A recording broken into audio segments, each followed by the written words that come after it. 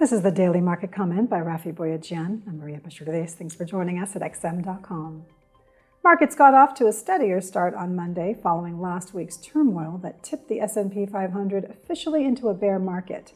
Fears about high inflation forcing central banks' hands to hike rates aggressively and inadvertently triggering a global recession have hardly dissipated, but the pullback in yields in recent days might be supporting the cautious pickup in positive sentiment. Up until now, the associated boost in demand for safe havens had done little in softening the brutal sell-off in government bonds.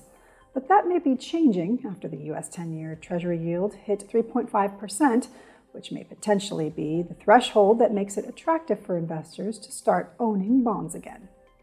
Lower yields combined with the improved mood are weighing on the U.S. dollar, but lifting stock futures on Wall Street.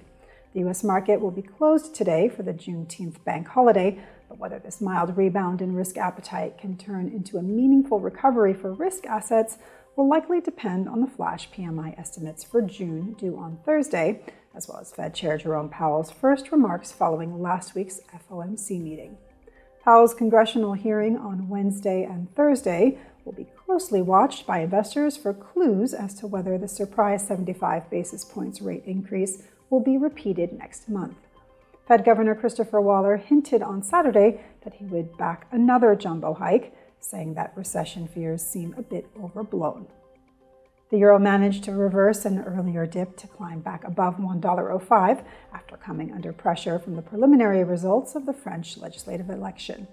President Macron's Ensemble coalition is set to lose its absolute majority in France's National Assembly, but investors are optimistic that the left-wing NUP alliance won't be able to gain power either. Jitters about the growth outlook appear to have finally taken the steam out of the oil rally. U.S. oil futures slumped by more than 9% last week on concerns that weaker economic growth will significantly dampen demand despite the tight supply. But it's not just oil prices that have been plunging.